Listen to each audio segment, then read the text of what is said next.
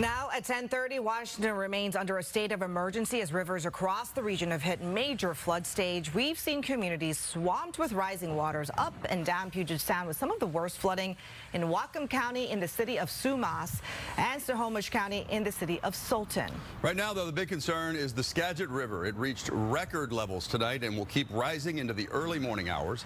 The city of Mount Vernon is on edge, wondering if their flood wall will hold. Let's head back out to Skagit County and Fox 13 meteorologist Ilona McCauley. Again, you've been keeping an eye really carefully on that river. Ilona, what is it looking like right now? Well, I can tell you, David and Hannah, I have been here really now for the last 2 days, of course, and the water is considerably higher today than it was last night than when we were here. Just to give you an idea, we are located right now on that Division Street Bridge, and yesterday we were able to be on the west side of the bridge, and now that area is closed off, and we're hearing from some law enforcement officers who have been able to drive back and forth and kind of patrolling it, that, yeah, the water is completely overtaken that park where we were pretty much for this live shot just 24 hours ago. So I'm going to step out of the way so you can get an idea of what the river looks like right now. And actually, while we were off the air for about the last 20 minutes or so, we heard and saw a very massive tree that broke loose just over here to the side of us and was quickly swept downstream. So I am guessing that is not going to be the last time that that happens, as right now this river, as we just heard meteorologist Claire Anderson say, it has reached record levels of 37 feet. It is not crested just yet. It is forecasted to do that at about 4 o'clock in the morning, just under a level of 40 feet. So pretty impressive here. You can see the flood wall is doing exactly what it is supposed to be doing. They put those aluminum panels up just a couple of days ago when the forecast started to come in, and you can probably see a little bit of water on the area parking lot here. That is very normal for that water to be seeping through the bottom of it. That is what it is designed to do, to alleviate some of that pressure as well.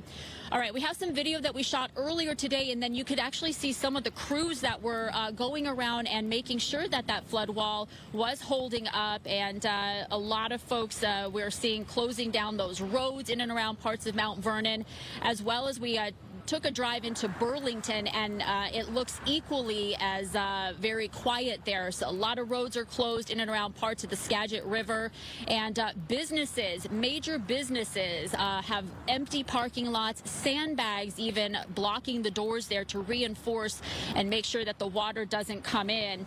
Earlier today, we also had a chance to speak with a longtime resident here in Mount Vernon, and she said she's really pleased about how the city has been able to keep them up to date with this flooding situation.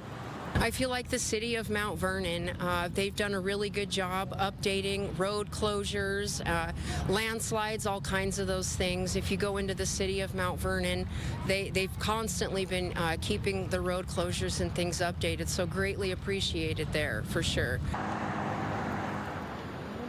Yeah, back out here live right now. So, you know, as meteorologist Claire Anderson was just talking about that flash flood watch for the area, it is rare that the National Weather Service puts a watch out like that for us.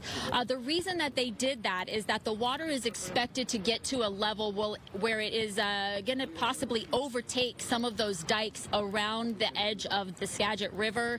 And they did that because if the system fails, if the levee and dike system do fail, then that would, of course, create that rush of water into some of these low-lying areas that would really produce a very quickly rising situation with that flash flooding.